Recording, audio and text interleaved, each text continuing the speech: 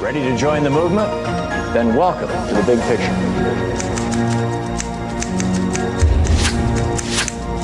The solution to our retirement crisis is clear. We just need to take Elizabeth Warren's proposal to expand Social Security and crank it up a few notches. But not everyone wants to help seniors and rebuild the economy. I'm joined now by Jack Burkman, GOP strategist and host of Behind the Curtain. Jack, welcome to the program. It's a great pleasure to be with you, as always. So what's the Republican alternative to Social Security? Well, there's a word for what you're describing with retirement age at age 55. It's called France. It's called Italy. It's called Germany. And these models are failing. If anything, the retirement age should be 75. Here's what you should Germany has what's arguably the strongest economy on earth. The average industrial wage in Germany is $54 an hour. I got a question for you. Why do you think, why are people with all of the wealth in this country, why would anyone France has half the poverty rate we do. Let me ask you this. Half the unemployment rate. Well, but they have all the, have you ever seen how hard it is for a young person to get a job at age 22 in France? It's almost impossible. Compared to the United States, they're a paradise. Spain has a 25% unemployment Spain is being hammered rate. by the fact that they joined the EU and went to the common currency without. Let's make some news. I'll say something controversial. I don't think Social Security should exist. You tell me. That's nothing new or controversial. Conservatives would say that. Republicans have been saying that since 1935. You know what the problem with this country is? I'll give it to you in one word: extreme laziness. Tell me how it is that a person from age 18 or age 22 to age 65 is so lazy, so pathetic, that they can't save enough money, that they're dependent on some kind of a $1,500 a month payment to feed themselves. I mean, this is a pathetic society. Now, you're going to say, well, it's globalization. There are no jobs. It's the fault of the system. It's not the fault of the system. Americans are lazy and they're obese. We're becoming a pathetically lazy society. That's what's driving it. When Elizabeth Warren says expand Social Security, you know how much welfare is out there right now for the average guy? Did you ever think what it takes to get the average man out of bed in the morning? Think about what he gets. Social Security, Medicare, unemployment insurance.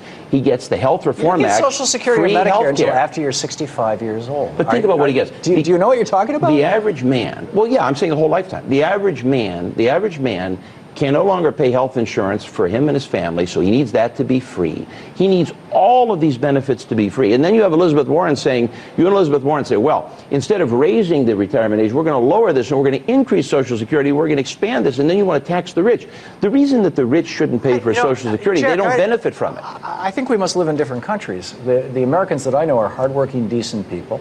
There are people who have weight problems, I'll give you that. And I think that if you look at the correlation between the introduction of high fructose corn syrup into the American diet, the whole flip of New Coke. How's someone hardworking if they don't save any money in 40 years? And how are they hardworking? Tag that back 5 years, you'll see the rise in obesity. I think that we can point to corporate America. How are they hardworking if they don't save any money? Who are these people that they're so dependent? This is the Reagan economy. The peak of wealth in the United States was 1973. Reaganomics has hollowed out the middle class in this economy. And you want to blame the victims of Reaganomics for this, and you want to call them fat and lazy. So I think that's obscene. In your country, and in the country you envision, we have 250 million people who are helpless. They're absolutely helpless. They need somebody to pay their health insurance. They need expanded Social Security. They need somebody to just help them out of bed in the morning and make them breakfast because they are helpless, hopeless people. I have never said any of that. Well, that's what all of this implies. The fundamental idea that somebody should not be able to retire at 65 with Social Security is crazy. Let me tell you when you should retire. A. And B, I think Franklin Roosevelt was right. A necessitous man is not a free man. If you're hungry, you're not free. If you're jobless, you're not free. The Bible I don't care what the Bible says. We're talking about if you don't work, Americans. you don't eat. And let me tell you something. If a person is so pathetic that by age 65 they haven't saved a goddarn nickel, they are not entitled to anything from the government. It's pathetic that young people are being burdened, paying 8% of their wages to support this hideous system that should have been done away with years ago. If you do away with the system, what you will do is increase savings because people will go back to like we were before Social Security went into place. They'll feel the fire when people actually died from hunger and freezing to death in the winter. You got to understand something. Elderly people. The retirement age was 65. That's probably the equivalent of 90 today. No, the FDR thought it was a scam. That's why he did it. He thought Social Security was a scam. Jack. It's true, Tom. No, it is not true. And we had a serious problem with elderly poverty. We still have a serious problem with elderly poverty, but Social Security cut it more than in half. You had elderly people dying in this country. Why do you envision Why do a world? you hate Americans so much? I love Americans. I don't get where this whole Here's my Republican, thing. Americans are fat and lazy. Americans are working their asses off. Americans are working 2 and 3 jobs. George W. Bush is going, oh, 3 jobs, isn't that great? That's the all-American way. No, I'm sorry. Well, I got